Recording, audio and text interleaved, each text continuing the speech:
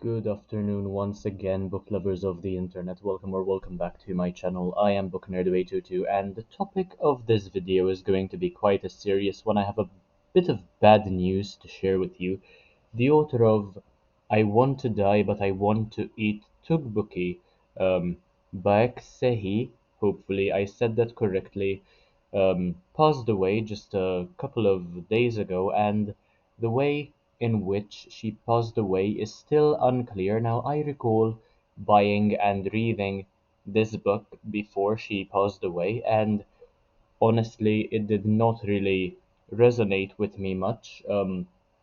It's meant to be a self-help book where the author documented her struggles, her mental health problems, and how she what she was going through, how she was feeling, and her conversations with her therapist as well. It is very sad when such authors pass away.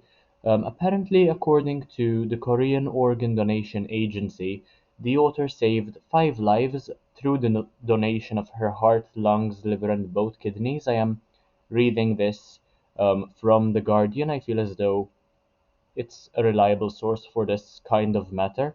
Um, she died at the age of 35, very, very young, unfortunately. And there is a sequel to this book which I never bothered to buy because I did not really enjoy the first one. I can still, of course, um, sympathize. Perhaps if I read it again now, I will be able to empathize even more with what she was going through. And especially since I have grown up, mental health is something I now take more seriously. And I can read this with more of an open mind and having some experiences of my own and reading about so many other problems. But I just wanted to make this video to point towards the fact that authors are people too. They are not just words on paper. They are not just um, what they write. They are people with feelings and emotions, and they are so underrated most of the time. They are associated with what they write, and usually the characters they write or the narratives they spin,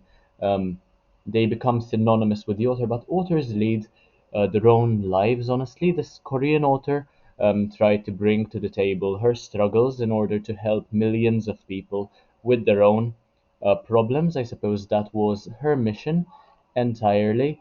And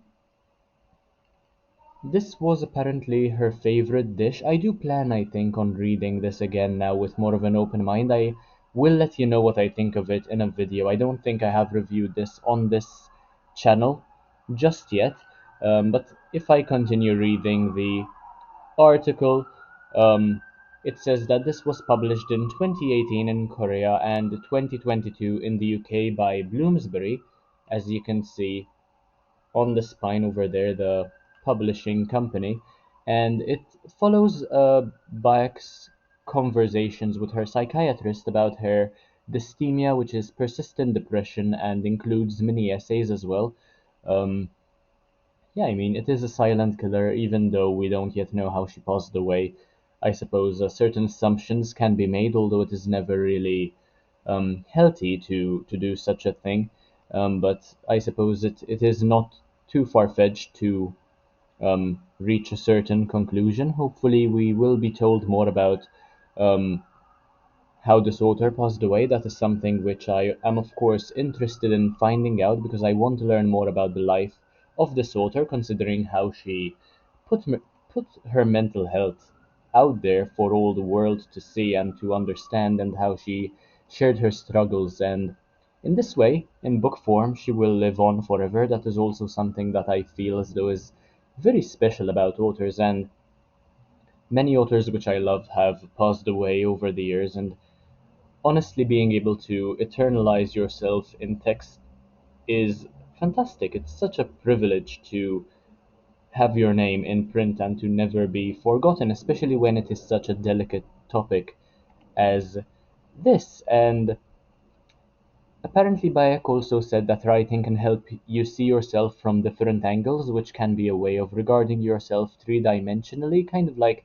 an astral projection sort of thing, looking at yourself from an outer perspective. Um, Towards the start of the book, She is described as a successful young social media director at a publishing house when she begins seeing a psychiatrist about her what to call it depression, and she feels persistently anxious, endlessly self doubting, but also highly judgmental of others. Honestly, rather relatable now that I read this again.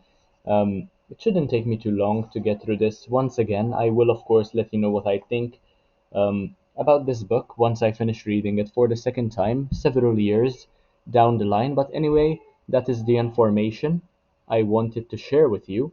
If you enjoyed the video, make sure to leave a like, comment, share, subscribe. Take a look at the rest of my content because why not? It's absolutely amazing. And I will see you in the next one, hopefully, very, very soon. Bye, guys.